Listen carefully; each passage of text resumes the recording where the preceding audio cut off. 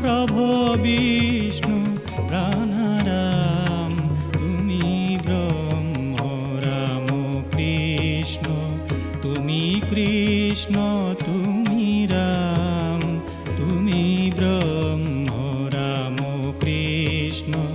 तुमी कृष्ण तुमी राम।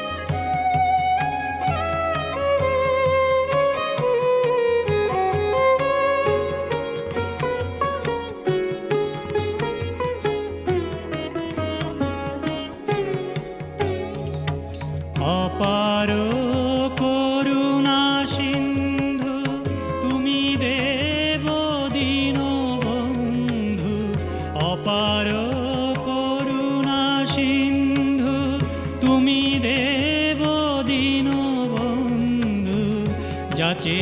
ইন্দু কৃপাবিন্দু চরণে করি প্রণাম যাচে ইন্দু কৃপাবিন্দু চরণে করি প্রণাম তুমি ব্রহ্ম রাম কৃষ্ণ তুমি কৃষ্ণ তুমি রাম তুমি বিষ্ণু তুমি প্রভো বিষ্ণু প্রাণারাম তুমি ব্রহ্ম রাম কৃষ্ণ তুমি কৃষ্ণ তুমি রাম তুমি ব্রহ্ম রাম কৃষ্ণ তুমি ব্রহ্ম রাম কৃষ্ণ তুমি ব্রহ্ম রাম কৃষ্ণ তুমি কৃষ্ণ তুমি রাম। ॐ स्थापकाय च धर्मस्य सर्वधर्मस्वरूपिणे अवतारवरिष्ठाय रामकृष्णाय ते नमः।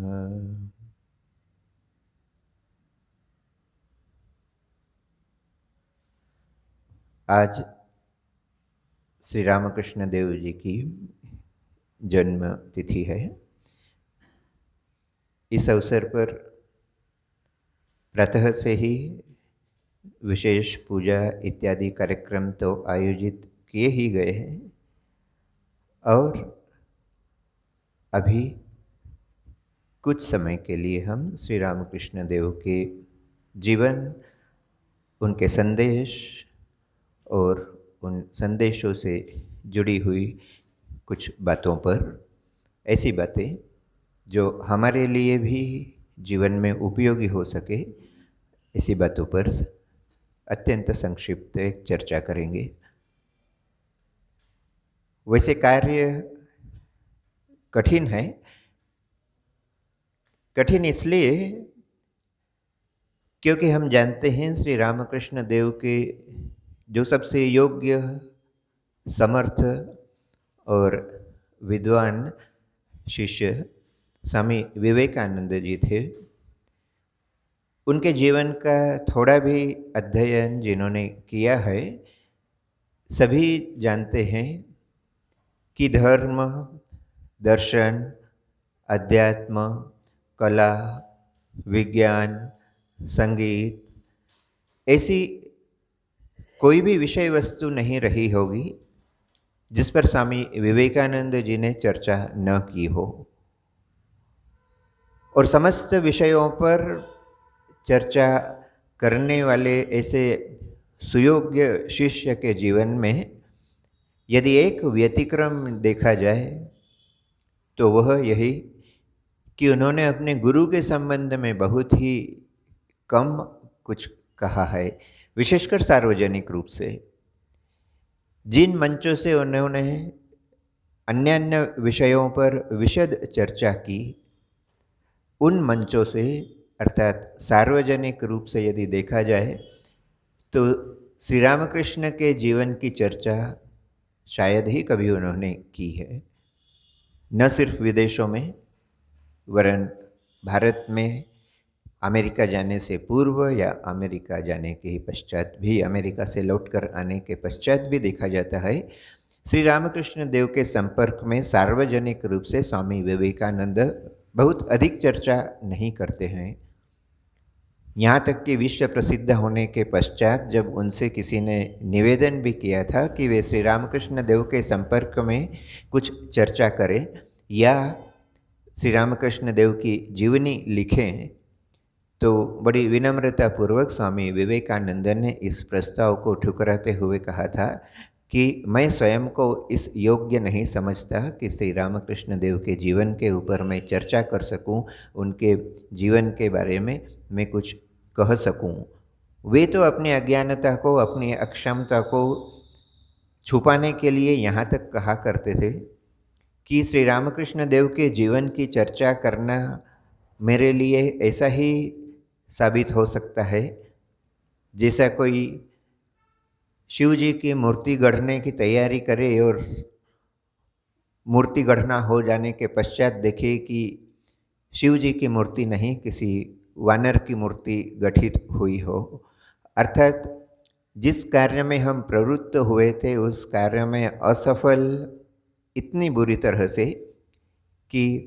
शिव जी की मूर्ति की जगह किसी बंदर की मूर्ति यदि हो जाए, यह कार्य जिस प्रकार से असमीचीन लगता है,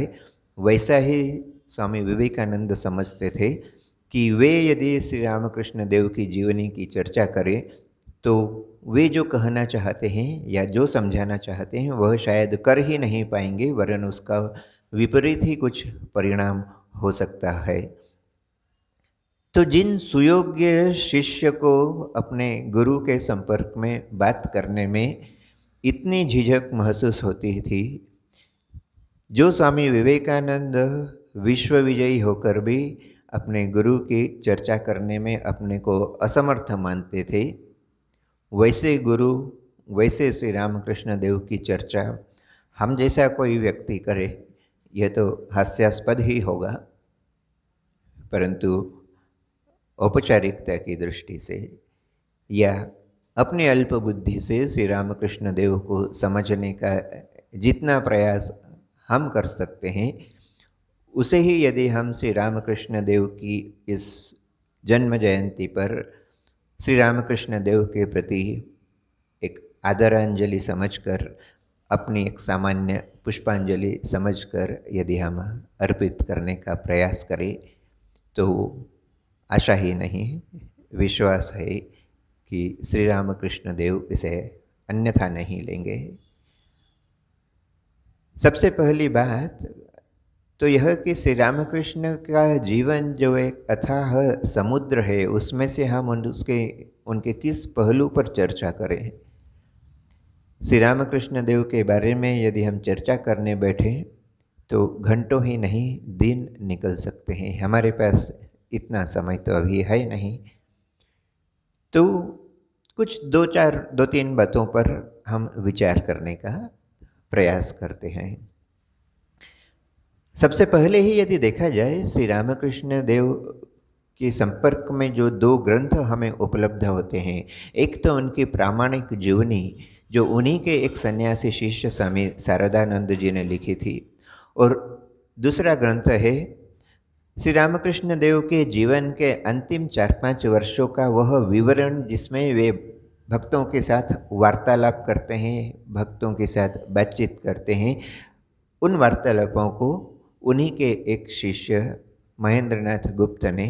संकलित कर रखा है, जो कि हमारे पास यह श्री रामकृष्ण वचनामृत इस ग्रंथ के रूप में हमें उपलब्ध होता है। तो यह दो ऐसे प्रामाणिक ग्रंथ है जहाँ से श्री रामकृष्ण देव के जीवन के संपर्क में हमें बहुत अधिक जानकारी प्राप्त होती है। और इन ग्रंथों का यदि हम विशेषकर श्री रामकृष्ण वचनामृत का यदि हम पठन करें, इसका यदि हम अध्ययन करें, तो प्रायः एक बात जो नज़र में आती है, जो हमारी दृष्टि में आती है, वह यह कि श्री रामकृष्ण देव बारंबार कहा करते थे, मनुष्य जीवन का उद्देश्य ईश्वर लाभ करना है। अब ईश्वर लाभ करना जो इतना महत्वपूर्ण उद्देश्य मनुष्य जीवन सभी मनुष्यों के सामने जो रखते हैं, उनका स्वयं का जीवन कैसा यदि हम देखें तो पता चलता है कि दूसरों को वे यह उपदेश इसीलिए दे पाए थे क्योंकि उनके स्वयं के जीवन में देखा जाता है कि उन्होंने अपने जीवन में ईश्वर दर्शन, ईश्वर लाभ को छोड़कर दूसरा कोई उद्देश्य रखा ही नहीं था। हम जैसे मनुष्यों को तो करने लायक बहुत से कार्य जीवन में नज़र आते हैं, परंतु श्री रामकृष्ण देव का जीवन यदि देखा जाए तो वहाँ बचपन से लेकर उनके जीवन के अंतिम दिन तक एक ही बात स्पष्ट नज़र आती है कि उनके लिए ईश्वर दर्शन, ईश्वर लाभ, ईश्वर प्रसंग, ईश्वर चर्चा, इसको छोड़कर मानव जीवन में उनका दूसरा कोई ध्येय था ही नहीं। और चूँकि उन्होंने इस प्रकार का जीवन बिताया था, इसीलिए वे अधिकारपूर्वक यह बात कह सकते हैं कि मनुष्य जीवन का उद्देश्य ईश्वर लाभ है। परंतु इसका अर्थ यह नहीं कि वे दूसरे मनुष्यों को उनके कर्तव्यों की अवहेलना करने के लिए प्रेरित करते थे। जो मनुष्य जहाँ है, जिस अवस्था में है, उस मनुष्य को उसी स्थान पर रहते हुए अपने ही कर्तव्य का पालन करते हुए ही ईश्वर पथ की तरफ अग्रसर होने का उपदेश श्री रामकृष्ण देव दिया करते थे। परंतु चूंकि वे आदर्श स्थापित करना चाहते थे, वे उस आदर्श को स्थापित करने के लिए ही इस धराधाम पर अवतीर्ण हुए थे, इसलिए उन्हें अपना संपूर्ण जीवन इस रूप में ही प्रतिष्ठित करना था जहाँ ईश्वर को छोड़कर और कोई दूसरी चर्चा थी ही नहीं। हम प्रायः देखते हैं, उनके वार्तालापों से भी हमें नज़र आता है, उनके समक्ष उपस्थित भक्त, उनके समीप आने वाले व्यक्ति दुनिया के किसी भी विषय पर चर्चा क्यों न प्रारंभ करे, घूम फिर कर कुछ ही समय में चर्चा ईश्वर प्रसंग पर ही आ जाती थी। तो यह श्री रामकृष्ण देव का व्यक्तित्व था, यह उनका जीवन था, यह उनके जीवन का सार तत्व था कि जब भी वे किसी भी विषय पर चर्चा यदि सुनते भी थे, यदि वे अन्य विषय पर चर्चा प्रारंभ करते भी थे, तो अंततोगत्वा ईश्वर पर आकर ही वह चर्चा समाप्त होती थी। और यह भी अपने आप में एक उदाहरण है कि किस प्रकार से यदि ईश्वर दर्शन को ही अपने जीवन का उद्देश्य यदि मानकर चला जाए, तो संसार के समस्त कर्म करते हुए भी ईश्वर की तरफ मन को रखा जा सकता है। और इसीलिए विशेषकर गृहस्थों के लिए श्री रामकृष्ण देव का यही उपदेश था। एक रूपक के रूप में, एक उदाहरण के रूप में, एक तुलनात्मक रूप से वे मानो कहा करते थे कि संसार के कार्य करने के लिए तो हाथों की आवश्यकता होती है। वे कहा करते थे, एक हाथ से ईश्वर को पकड़कर एक हाथ से संसार के कर्म करो।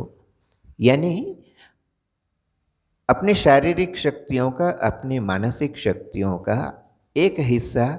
सब समय ईश्वर को समर्पित करते हुए बाकी जो हमारा कार्य है, सांसारिक कार्य, वह तो बचे हुए मन से भी हो सकता है। श्री रामकृष्ण देव के ही और एक सुयोग्य शिष्य, जिन्हें वे अपना मानस पुत्र भी कहा करते थे, रामकृष्ण मठ और मिशन के जो प्रथम अध्यक्ष हुए थे स्वामी ब्रह्मानंद जी, ब्रह्मानंद जी का तो स्पष्ट कहना था कि 4 आना मन यदि संसार में यदि लगाया जाए, 4 आना भी मन यदि संसार में लगाया जाए तो उससे संसार के कर्म हो सकते हैं, और बाकी का मन ईश्वर को देकर, बाकी मुझे ठीक याद नहीं आ रहा 4 आना और बाकी 12 आना का, पर उन्होंने एक अनुपात बताया था कि एक हिस्सा भी यदि हम मन का सब समय ईश्वर की तरफ मोड़ कर रखें तो बाकी जो मन है वह संसार के कार्यों में लगाकर संसार का कार्य अच्छी तरह से सुचारू रूप से किया जा सकता है। सवाल यह है कि श्री रामकृष्ण देव के जीवन में तो ईश्वर को छोड़कर दूसरा कोई ध्येय, दूसरा कोई प्रसंग नजर ही नहीं आता है, परंतु क्या हम लोगों के लिए ऐसा संभव है? यह प्रश्न बड़े स्वाभाविक रूप से हमारे समक्ष आता है। परंतु फिर हम यह भी देखते हैं, हमारे आसपास के ही हजारों लाखों मनुष्यों के जीवन का अध्ययन करने का यदि प्रयास करें तो पता चलता है कि जो लोग मानते हैं कि ईश्वर दर्शन, ईश्वर प्रसंग की कोई आवश्यकता ही जीवन में नहीं है, उनका जीवन यदि सुख स्वाच्छंद्यपूर्ण हो, यदि उनका जीवन सुख शांतिपूर्वक हो, तो फिर इस बात पर हम यकीन कर सकते हैं कि ईश्वर को छोड़कर भी जीवन यापन किया जा सकता है। होता अक्सर यह है कि अपने जीवन के प्रारंभिक क्षणों में मनुष्य भले ही इसकी आवश्यकता महसूस न करे, पर जीवन के किसी न किसी मोड़ पर उसे इस बात की आवश्यकता महसूस होती है कि जिन सांसारिक वस्तुओं को जुटाने के लिए ही उसने अपनी समस्त शारीरिक मानसिक शक्तियाँ खर्च की है, वह उसके जीवन को सुख शांतिपूर्ण बनाने के लिए यथेष्ट नहीं है। और यहीं पर आवश्यकता महसूस होती है धर्म की, यहीं पर आवश्यकता महसूस होती है आध्यात्मिकता की, यहीं पर महत्व नज़र आता है ईश्वर का। जिस ईश्वर की तरफ मनुष्य अपने जीवन के अंतिम चरण में जाकर ईश्वर को पकड़ने का प्रयास करता है, उसे यदि अपने जीवन की प्रारंभिक अवस्था से ही यदि करने का प्रयास करे तो देखा जाएगा कि जीवन में जिन सांसारिक उपलब्धियों की आवश्यकता थी वे तो उपलब्ध होती ही है, परंतु साथ ही साथ हमारा जीवन आंतरिक रूप से सुखी, आंतरिक रूप से समृद्ध होता है। और यही उदाहरण श्री रामकृष्ण देव हमारे समक्ष रखते हैं। उनके जीवन में तो उन्होंने दिखाया था कि जिस बात को उन्होंने अपने जीवन का उद्देश्य समझा, उसे छोड़कर दूसरी तरफ उन्होंने मन दिया ही नहीं। हमारे समक्ष समस्या यह होती है, हम सोचते हैं पहले हम विद्या अध्ययन कर लें, फिर विद्या अध्ययन में यदि हमारे जीवन के 20-25 वर्ष चले जाए, फिर हमें लगता है कि फिर अब हमें धन उपार्जन करने की आवश्यकता है, तो अगले 25-30 वर्ष उसमें चले जाते हैं। फिर इस प्रकार जीवन के जब 50-60 वर्ष गुजर जाते हैं, तब हमें अपनी अगली पीढ़ी को संभालने की जवाबदारी अपने कंधों पर नजर आती है, और उन जिम्मेदारियों से मुक्त होते होते जीवन से ही मुक्त होने का समय चला आता है। तो श्री रामकृष्ण देव ये बताते हैं कि तात्कालिक दृष्टि से यदि कुछ छोटे छोटे उद्देश्य जीवन में हमें रखना भी है, अवश्य ही अध्ययन आवश्यक है, अवश्य ही धन उपार्जन आवश्यक है, परंतु वह जीवन का अंतिम उद्देश्य नहीं है। यही बात श्री रामकृष्ण देव हमें अपने संपूर्ण जीवन के माध्यम से समझाना चाहते हैं। उनके जीवन में तो देखा जाता है कि उनके अग्रज जब उन्हें पढ़ाई के लिए, अध्ययन करने के लिए प्रेरित करते हैं, तो उनका दृष्टिकोण इतना स्पष्ट था कि वे तुरंत कह उठते हैं कि यह धन उपार्जन करने वाली शिक्षा मैं प्राप्त करना नहीं चाहता। अपने जीवन के 16वें या 17वें वर्ष में ही उनकी दृष्टि इतनी तीक्ष्ण थी, उनकी विचारधारा इतनी स्पष्ट थी कि वे तुरंत कह उठते हैं कि धन उपार्जन करने वाली विद्या मेरे जीवन के लिए उपयोगी नहीं होगी।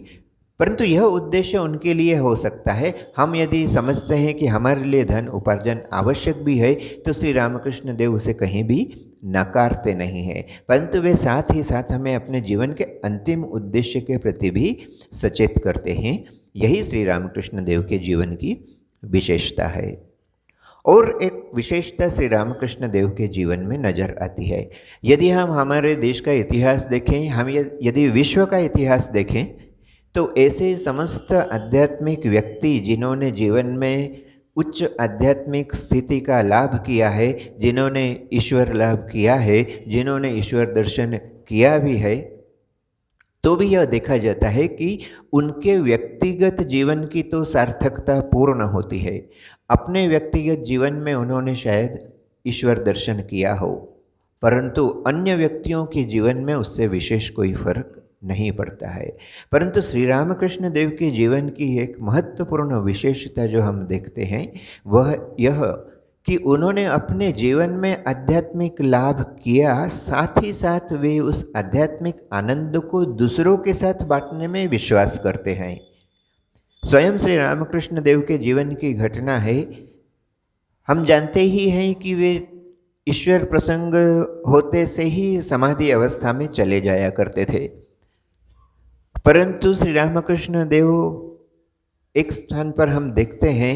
जगन माता से बड़े कातर स्वर में बड़े करुणापूर्वक प्रार्थना करते हैं कि माँ, मुझे समाधि में मत डुबाए रख। मैं चाहता हूँ कि मैं लोगों के साथ मिलूँ, लोगों के साथ बात करूँ, लोगों के सुख दुख बांटूँ। ईश्वर को लाभ करने का या जगन माता के दर्शन का जो आनंद है वह मैं लोगों के साथ बांट सकूं, उनके साथ साझा कर सकूं। ऐसी प्रार्थना स्वयं श्री रामकृष्ण देव जगन माता से करते हैं। अर्थात आध्यात्मिक लाभ, आध्यात्मिक उन्नति भी वे स्वयं अपने लिए नहीं चाहते, वे चाहते हैं कि उसका लाभ सभी को मिले। दो एक उदाहरण श्री रामकृष्ण देव दिया करते थे। वे कहते थे, मानो दो व्यक्तियों को यदि आम दिया जाए खाने को, सुस्वादु आम यदि खाने को दिया जाए, तो एक व्यक्ति आम को लेकर अपने कक्ष में जाता है, आम खाकर मुंह पोंछकर और बाहर आता है ताकि किसी को पता भी नहीं चले कि उसने आम खाया है। दूसरा व्यक्ति उस सुस्वादु आम को और 4 लोगों के साथ बैठकर, यदि कोई 4 लोग उपलब्ध नहीं हो तो उन्हें बुलाकर उनके साथ बैठकर उनके साथ बांटकर उस आम को खाता है। और एक उदाहरण देते थे, कुछ लोग कुआं खोदते हैं और कुआं खोदने के बाद जिन यंत्रों से कुआं खोदा गया था उन्हें वे उसी कुएं में फेंक देते हैं, क्योंकि कुआं खोदना होने के बाद पानी निकल आया, अब उन यंत्रों की क्या आवश्यकता है। परंतु कुछ लोग हैं जो उन यंत्रों को पुनः रख देते हैं संभाल कर, ताकि दूसरे व्यक्ति भी उसका उपयोग कर और भी यदि कहीं आवश्यकता हो तो कुआं खोद सके।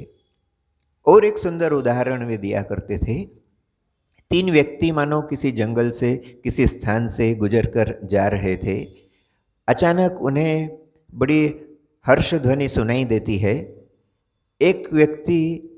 कहीं से प्रयास करके एक सीढ़ी लाता है, क्योंकि उन्हें एक दीवार नज़र आती है। उस दीवार के दूसरी तरफ से उन्हें बड़े आनंद की, हर्ष की ध्वनि सुनाई देती है। तो ये लोग कुछ प्रयत्न कर एक सीढ़ी लाते हैं और एक व्यक्ति सीढ़ी पर उठकर ऊपर चढ़कर दीवार की दूसरी तरफ देखता है और वह खुद इतना उस आनंद में मग्न हो जाता है कि वह अपने साथियों को कुछ बताने के बजाय वह खुद भी दीवार की दूसरी तरफ चला जाता है। फिर दूसरा व्यक्ति उठता है, वह भी उसी स्थिति को, उस आनंद की स्थिति को देखकर अपने तीसरे मित्र की तरफ नहीं देखते हुए वह भी दीवार के दूसरी तरफ चला जाता है। जब तीसरा व्यक्ति ऊपर उठता है तो उसे भी एक क्षण के लिए तो इच्छा होती है कि दीवार की दूसरी तरफ जो इतना आनंद है उस आनंद का सहभागी होने के लिए वह भी चला जाए, परंतु वह अपने आप को नियंत्रित करता है। नियंत्रित कर वह जिस सीढ़ी से ऊपर उठा था उसी सीढ़ी से नीचे आकर फिर आसपास के लोगों को, समीप के गांव के लोगों को बताने जाता है कि अमुक स्थान पर ऐसा कुछ दृश्य है जिसे देखकर बहुत आनंद होता है। कहने का तात्पर्य, इन 2-3 उदाहरणों के माध्यम से श्री रामकृष्ण देव यह समझाना चाहते हैं, आध्यात्मिक लोगों में भी ऐसे व्यक्ति होते हैं जिन्होंने अपने जीवन में यदि आध्यात्मिक उन्नति प्राप्त की भी हो तो वे दूसरों के साथ उसे साझा करने के बजाय स्वयं ही उस आनंद में डूबे रहना सार्थक समझते हैं। परंतु कुछ विरले लोग होते हैं जो उस अध्यात्म को, उस ज्ञान को दूसरों के साथ बांटकर और अपने जीवन को सार्थक करना चाहते हैं। और निस्संदेह रूप से श्री रामकृष्ण देव ऐसे ही व्यक्ति थे। यही परंपरा उन्होंने अपने शिष्यों यानी स्वामी विवेकानंद और अन्य अन्य शिष्यों के माध्यम से प्रवाहित की, जिसे बाद में स्वामी विवेकानंद ने एक रामकृष्ण मिशन के रूप में मानो एक संगठनात्मक रूप ही दिया और यह उद्देश्य ही रखा कि ईश्वर लाभ के लिए घर छोड़ने वाला व्यक्ति भी परंतु समाज से दूर नहीं जाएगा, वह समाज में रहकर समाज के साथ रहते हुए समाज के लोगों के सुख दुख बांटेगा। तो यह परंपरा हम देखते हैं स्वयं श्री रामकृष्ण देव के जीवन से चली आती है। यदि वे अपने वैयक्तिक रूप में यदि समाधि में डूबे रहते और दूसरों के साथ यदि अपने अनुभव साझा नहीं करते तो आज हमें वह अभूतपूर्व विरासत प्राप्त ही नहीं होती। और इसलिए श्री रामकृष्ण देव के जीवन का एक महत्वपूर्ण संदेश यह भी है कि जो भी आनंद हम स्वयं प्राप्त करें उसे दूसरों के साथ बांटकर उसका लाभ लें। अब थोड़ा गहराई से और प्रश्न पर यदि विचार करें कि जो ईश्वर दर्शन की बात श्री रामकृष्ण देव कहा करते थे, यह ईश्वर दर्शन आखिर है क्या?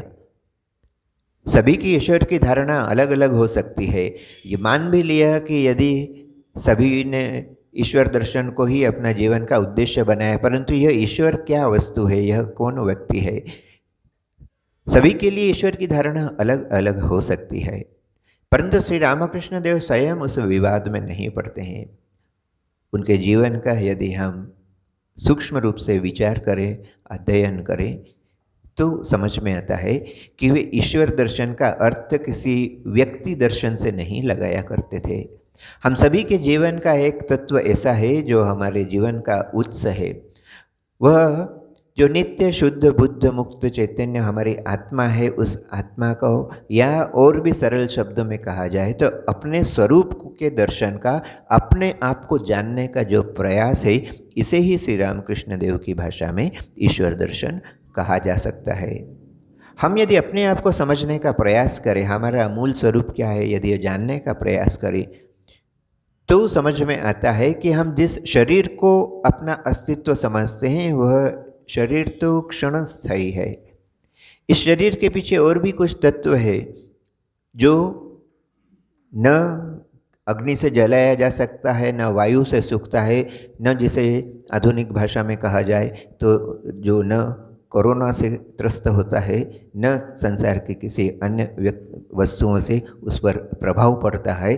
वह जो तत्व जो स्थायी है, वह जो तत्व शाश्वत है, उस तत्व की जानकारी का नाम ही श्री रामकृष्ण देव ईश्वर दर्शन कहा करते थे। उपनिषदों में कहा गया है, जैसे शुद्ध जल के साथ शुद्ध जल को मिलाया जाए तो दोनों शुद्ध जल ही होते हैं। इस रूपक की सहायता से उपनिषद कहना चाहता है, जीवात्मा को यदि परमात्मा के साथ मिला जाए, दोनों एक ही हैं, दोनों शुद्ध ही हैं। ईश्वर तो सदा शुद्ध है, परंतु जीवात्मा जो अपने आप को पापी, अपने आप को बहुत ही संकुचित समझता है, वह यदि साधन मार्ग के द्वारा स्वयं को परिष्कृत कर परमात्मा के साथ मिलाने का प्रयास करे, उसी प्रयास को श्री रामकृष्ण देव ईश्वर दर्शन की आख्या दिया करते थे।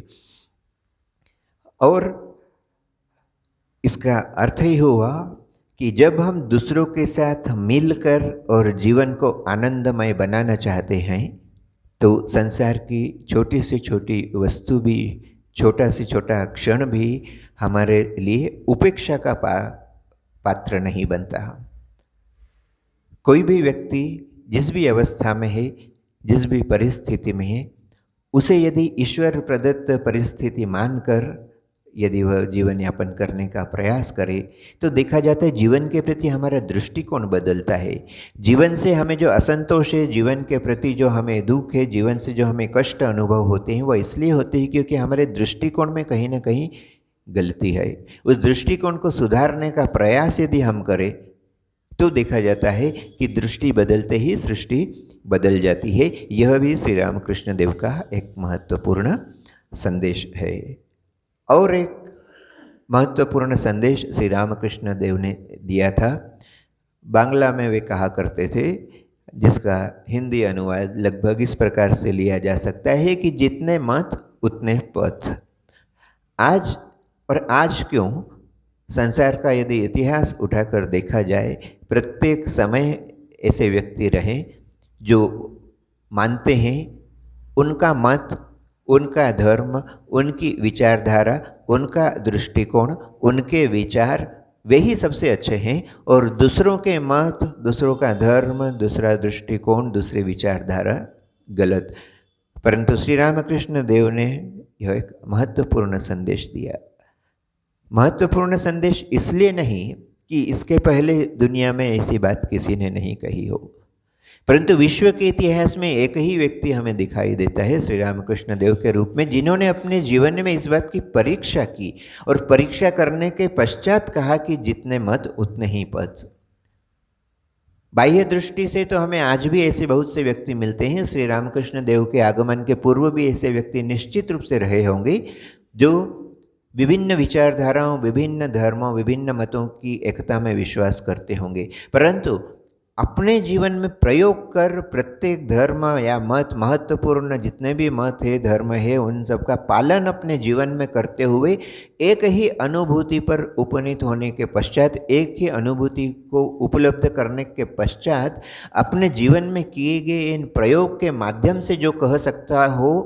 कि हाँ, सभी धर्म एक ही स्थान पर पहुँचते हैं, सभी धर्मों का ठीक ठीक पालन करने से एक ही अनुभव की उपलब्धि होती है, ऐसा स्वयं श्री रामकृष्ण के सिवा और कोई दूसरा उदाहरण हमें दृष्टिगोचर नहीं होता। और इसलिए यह श्री रामकृष्ण देव का एक महत्वपूर्ण योगदान है। इसे यदि हम अपने जीवन में उतारने का प्रयास करें, हमारे जीवन में संभवतः यह संभव नहीं होगा कि हम समस्त धर्मों, मतों का अपने जीवन में अनुष्ठान करके देखें,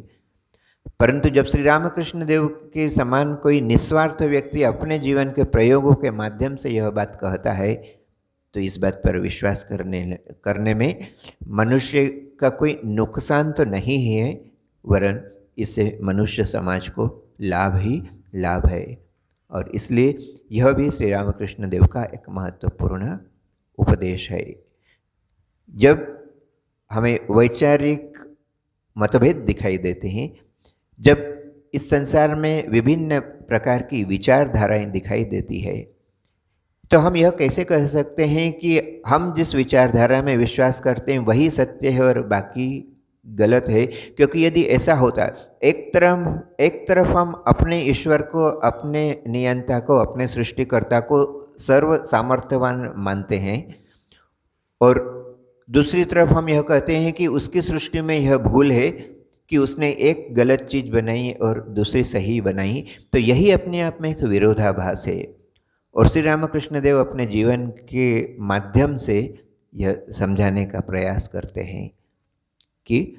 कोई भी धर्म, कोई भी विचारधारा भूल नहीं है। और इसलिए श्री रामकृष्ण देव के जीवन में देखा जाता है, कोई भी व्यक्ति उनके पास जाता है,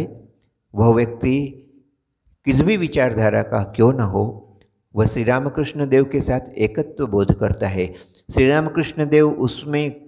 कुछ भी दोष नहीं देख पाते हैं। यह इसीलिए संभव है क्योंकि उन्होंने अपने जीवन में उन शाश्वत मूल्यों का पालन किया था जिसे वे दूसरों को देने का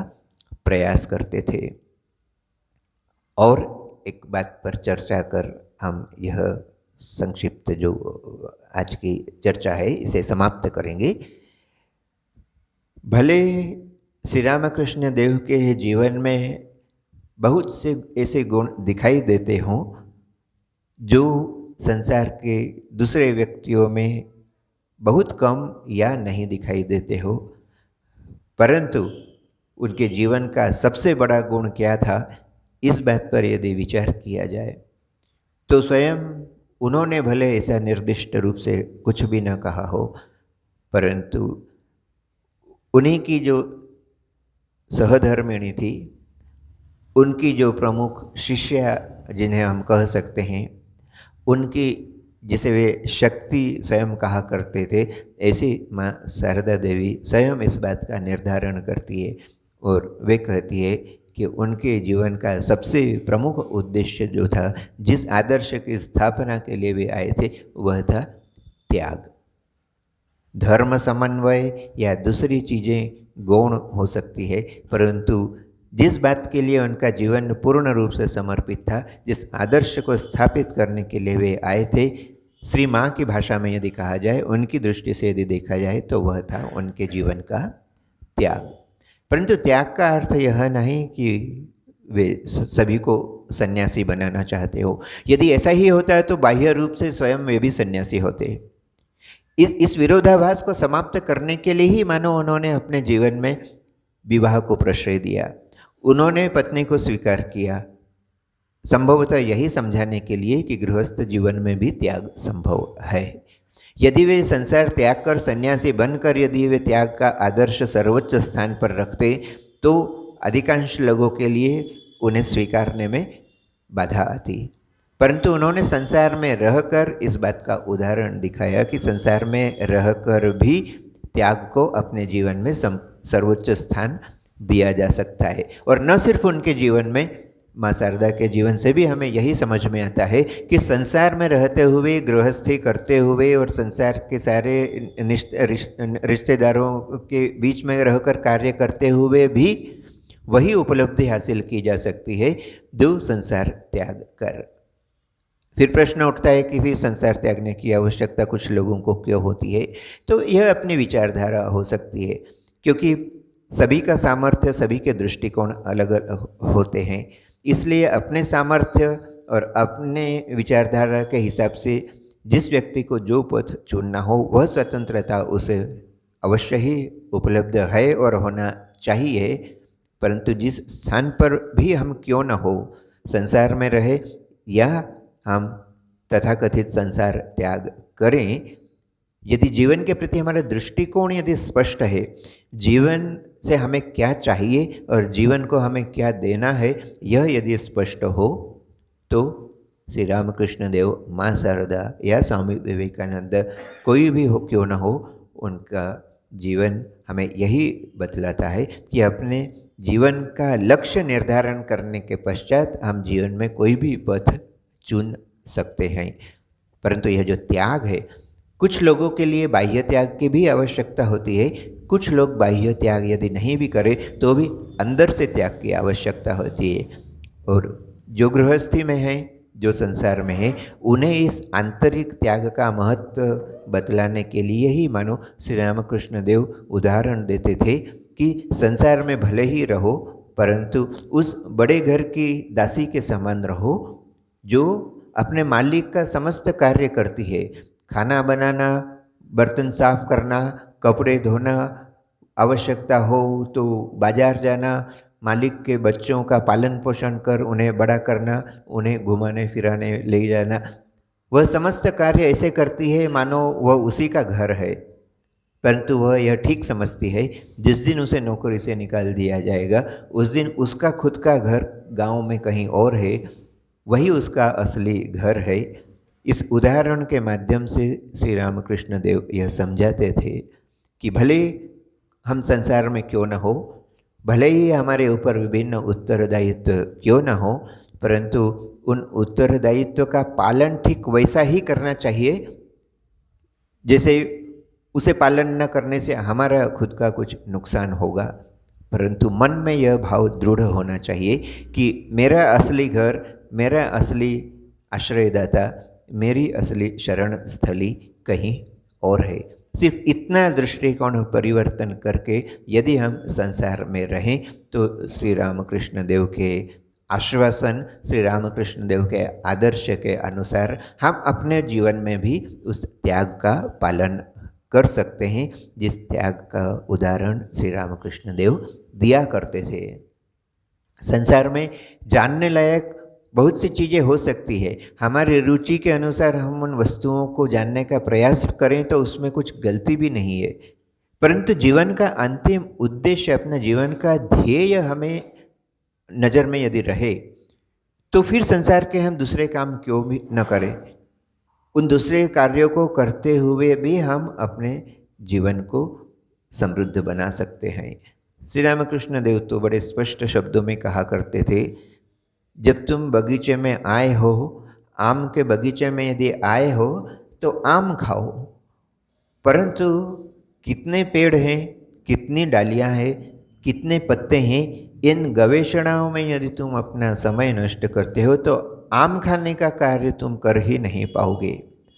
अब आम खाने के पश्चात यदि किसी के पास समय बचता है तो निश्चित रूप से पेड़ और पत्तों की संख्या जानने में कोई हर्ज नहीं है। परंतु जो आम के बगीचे में जाकर पूरा समय बगीचे के पेड़ और पत्तों और डालियों को गिनने में ही लगा दे और एक भी आम यदि नहीं खाए तो निश्चित रूप से जीवन में कहीं न कहीं रिक्तता का अनुभव होता है। और इन छोटे छोटे उदाहरणों के माध्यम से ही श्री रामकृष्ण देव उपदेश दिया करते थे, वे जीवन की सार्थकता को समझाया करते थे। और इसके लिए कितने प्रयत्न की आवश्यकता होती है, यह बात भी श्री रामकृष्ण देव से अछूती नहीं थी। और इसलिए श्री रामकृष्ण देव जीवन में ऐसे समस्त कार्य करते हैं जो साधारण मनुष्य भी किया करता था, परंतु मन उनका सब समय ईश्वर की तरफ लगा रहता था। श्री रामकृष्ण देव सर्कस देखने जाते हैं तो वहाँ भी वे, हम लोग सर्कस देखने जाते हैं आनंद के लिए और सर्कस की घटनाओं में ही उलझ जाते हैं। श्री रामकृष्ण देव सर्कस देखकर आते हैं, फिर वह उस घटना का उल्लेख अपने भक्तों के समक्ष करते हुए कहते हैं कि देखो, सर्कस में मैंने देखा कि एक लड़की घोड़े की पीठ पर खड़ी हुई है, एक पैर पर खड़ी हुई है और घोड़ा भाग रहा है। और फिर वह घोड़ा कोई आग का एक गोला है, एक रिंग है, घोड़ा तो उस रिंग के नीचे से चला जाता है, परंतु यह लड़की घोड़े की पीठ पर खड़े खड़े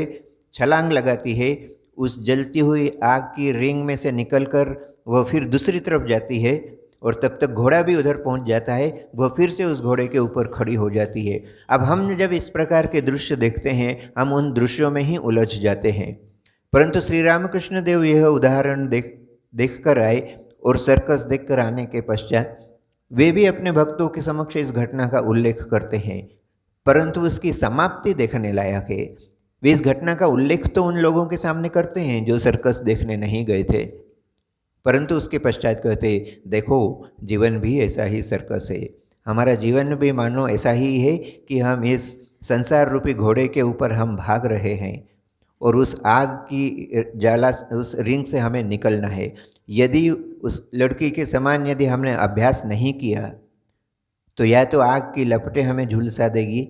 या दूसरी तरफ जाकर यदि पुनः उस घोड़े के ऊपर यदि हम ठीक स्वयं को स्थापित नहीं कर पाए तो नीचे गिरकर या तो घोड़ा हमारे शरीर के ऊपर से जा सकता है या नीचे ज़मीन पर गिरकर हम हाथ पैर तुड़वा सकते हैं।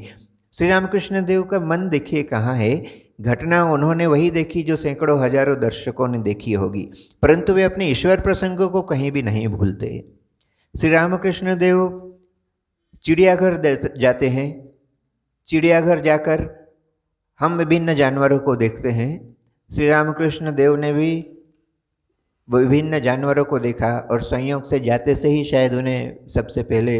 बाघ के ही दर्शन होते हैं, शेर के ही दर्शन होते हैं, और शेर का दर्शन होते से ही उन्हें माँ जगदम्बा की याद आती है और माँ जगदम्बा की याद आते ही वे समाधि में चले जाते हैं और बाकी शायद चिड़ियाघर देखना उनके लिए संभव ही नहीं हुआ। श्री रामकृष्ण देव म्यूज़ियम देखने जाते हैं या म्यूज़ियम की चर्चा संभवतः सुनते हैं और वहाँ देखते हैं एक नर कंकाल है और तुरंत उन्हें याद आता है, जिस शरीर को लेकर, जिस देह बोध को लेकर हम अपने समस्त जीवन में कष्ट उठाते रहते हैं और 50, 60, 80, 90, 100 वर्ष जितना भी लंबा हमारा जीवन क्यों न हो, उस जीवन के अंत में अधिकांश व्यक्तियों को निराशा ही नज़र आती है और जिस शरीर के पालन पोषण करने में ही हम अपने जीवन का अधिकांश हिस्सा व्यय कर देते हैं, श्री रामकृष्ण देव उस कंकाल को देखकर कहते, यही तो हमारा वास्तव है। उस कंकाल के ऊपर कुछ चर्बी, कुछ अस्थि, कुछ हड्डियाँ, कुछ मांस चढ़ा हुआ है, परंतु यह सब तो नष्ट हो जाएगा। वह कंकाल जो है वही मूल चीज़ है।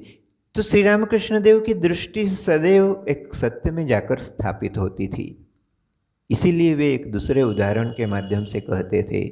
कि लोग बगीचा देखने जाते हैं, सुंदर फूल, पेड़, पौधे, पत्ते, उसी में उलझ कर रह जाते। कोई बगीचे के मालिक से मुलाकात करने का किसी के मन में विचार ही नहीं आता।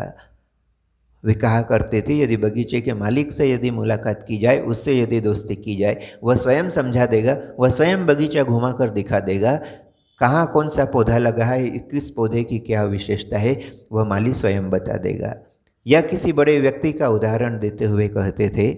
यदि उस बड़े व्यक्ति से यदि मुलाकात कर ली जाए, उससे यदि दोस्ती कर ली जाए, तो उसके पास कितना पैसा है, कितना धन है, वह तो वह स्वयं बता देगा, परंतु लोग उस धन और ऐश्वर्य में ही भूल जाते हैं। कहने का अर्थ, ये जो संसार रूपी ऐश्वर्य हमारे समक्ष चारों तरफ फैला हुआ है, श्री रामकृष्ण देव कहा करते थे इस ऐश्वर्य में स्वयं को न भुलाकर, इस समस्त ऐश्वर्य का जो मालिक है, इसका जो स्रोत है, यह सब जहाँ से उत्पन्न होता है, यदि उसमें हम अपने मन को, उसमें हम अपनी बुद्धि को, उसको यदि हम अपने जीवन का उद्देश्य बनाएं, उसमें अपने मन बुद्धि यदि अर्पित करें, तो इस संसार के बाकी रहस्यों को तो वह स्वयं बता देगा। तो इस प्रकार के विभिन्न उदाहरणों के माध्यम से श्री रामकृष्ण देव हमारे समक्ष यही बात रखने का प्रयास करते हैं, जिस बात से हमने चर्चा प्रारंभ की थी कि ईश्वर दर्शन ही मनुष्य जीवन का उद्देश्य है।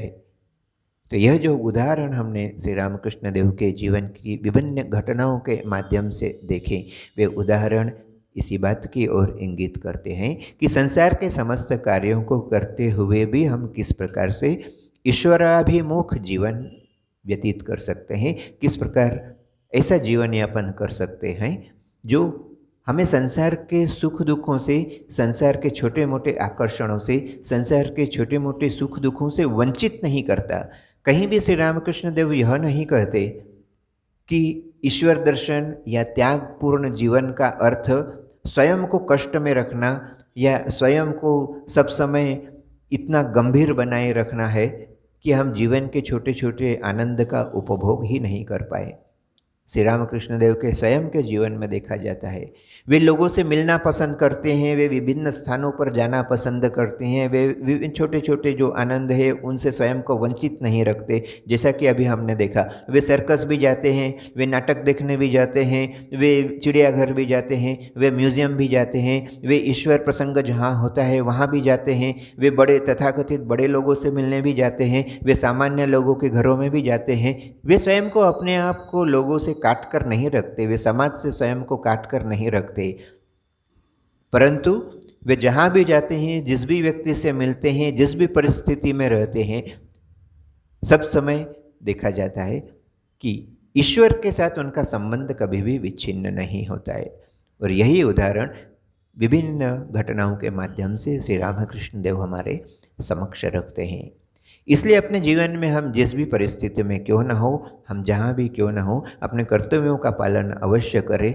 परंतु जीवन के विभिन्न कर्तव्यों को करते हुए, जीवन में विभिन्न कार्यों को करते हुए भी ईश्वर को न भूले, अपने जीवन के अंतिम उद्देश्य में हमारा लक्ष्य स्थिर हो। यही उपदेश मानो श्री रामकृष्ण देव देने के लिए, यह लक्ष्य हमारे सामने रखने के लिए, और यह लक्ष्य किस प्रकार से जीवन में वास्तवायित किया जा सकता है, यह समझाने के लिए ही मानो श्री रामकृष्ण देव हम लोगों के बीच में उपस्थित हुए थे। सशरीर तो वे भले आज उपस्थित नहीं हों, परंतु सूक्ष्म रूप से, निश्चित रूप से वे हम लोगों के मध्य उपस्थित है, हम लोगों के मन में ही उपस्थित है। हम जहाँ भी हों, जैसे भी हों, उन्हें याद रखते हुए यदि हम अपना जीवन निर्वाह करते रहें तो हमारा जीवन भी शांतिपूर्ण होगा, हमारा जीवन भी सुख समृद्धिपूर्ण होगा, हमारा जीवन भी सार्थक होगा। ऐसा करने के प्रयास में श्री रामकृष्ण देव हमें सफल काम करें, इसी प्रार्थना के साथ इस चर्चा को हम यहीं विराम देते हैं। श्री राम कृष्ण अर्पणमस्तु।